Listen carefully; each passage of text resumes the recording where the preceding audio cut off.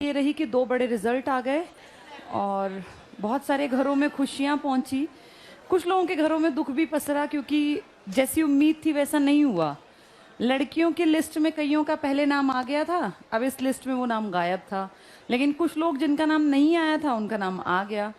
तो हाँ, ये इस टाइम पे ये समझना होता है कि जो कुछ हुआ शायद हमने मेहनत उतनी ही की थी। हो गया तो बहुत अच्छी बात है, नहीं हुआ तो कोई बात नहीं। कोई भी चीज़ लाइफ का एंड नहीं होती, कोई भी एग्ज़ाम। अब फिर एग्ज़ाम आएगा, सीईटी तो कंफर्म होना ही होना है। तो ये मान के चलो कि जिसका रह गया फाइनल सिलेक्शन, अब 100% अपने जी जान लगा के सीईटी को पढ़ लो। देखो, 2 चीज़ें होती हैं, या तो भाई मेरे पास ऑप्शन है, मैं ना पढ़ूं, मेरे पास बिजनेस है, मेरे पिताजी का बहुत बड़ा कामकाज है। अपने घर की पारिवारिक स्थिति देख के कि भाई मेरे पास कोई ऑप्शन ही नहीं है, मेरे पास सेकंड कोई रास्ता है ही नहीं, मुझे सिर्फ और सिर्फ अपनी तैयारी करनी है। जिस दिन मेरी तैयारी पूरी हो जाएगी और मेरी किस्मत भी मेरा साथ दे देगी, 95% तो तैयारी काम आती है, 5% आपका लक फैक्टर भी चलता है। कई बार ऐसा होता है, बहुत मेहनत कर रहे होते हैं, बहुत मेहनत, जी जान लगा के पढ़ रहे हैं, लेकिन सिलेक्शन नहीं हुआ, लास्ट मोमेंट पे आप रह गए, कभी पॉइंट से, कभी 1 नंबर से, कभी 1.5 नंबर से। ऐसा बहुतों के साथ होता है। तब ये समझना चाहिए कि ये परीक्षा का टाइम चल रहा है, ये भगवान परीक्षा ले रहा है कि 95% के बाद 5% तक का वेट करने का जज्बा कितने लोगों में है, और जिनमें ये जज्बा होता है वो फाइनली निकल जाते हैं। आज वर्षा का सुबह सुबह मैसेज आया मेरे पास। वर्षा अपनी क्लास में जो लड़की थी, कल परसों तुम आए थे, हाँ। अब देखो, अभी 3-4 महीने पहले इसके फादर एक्सपायर हो गए, तो बहुत डिप्रेशन में आ गई थी, ऐसे डिप्रेस्ड सी हो गई थी कि नहीं पढ़ना।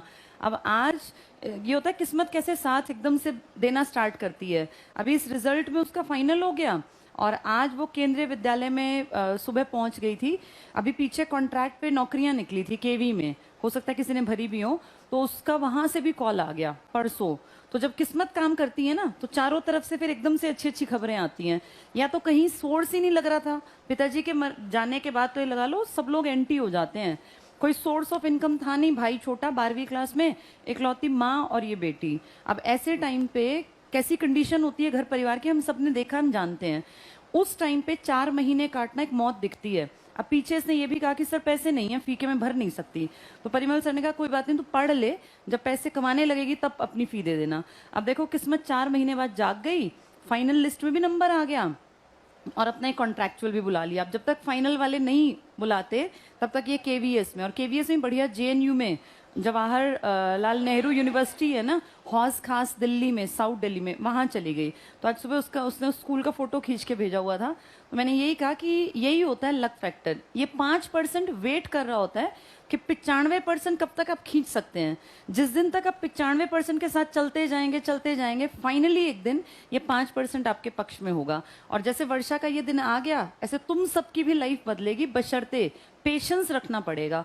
बहुत सारे बच्चे हैं जो 4 साल 5 साल तक भी, कई बार ऐसा होता है 5% का साथ नहीं मिलता, वो अपना 95% डेडिकेशन से पढ़ रहे होते हैं पर नहीं बात बनती।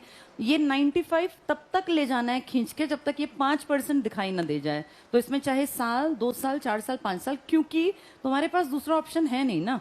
या तो ऑप्शन हो, अंबानी के बेटे के पास 1000 ऑप्शन है, एक नहीं दूसरा, दूसरा नहीं तीसरा, लेकिन हम आम परिवार के लोग सिर्फ एक तरीके से लाइफ बदल सकते हैं, और वो है गवर्नमेंट जॉब।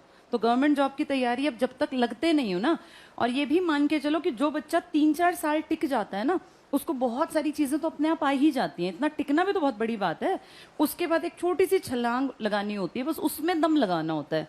अब जितने लोग यहाँ बैठे हैं और जिनका नहीं हुआ किसी भी चीज में, ये सीईटी पे 100% अपनी जी जान लगा दो कि कुछ भी हो जाए मेरा ये पास हो।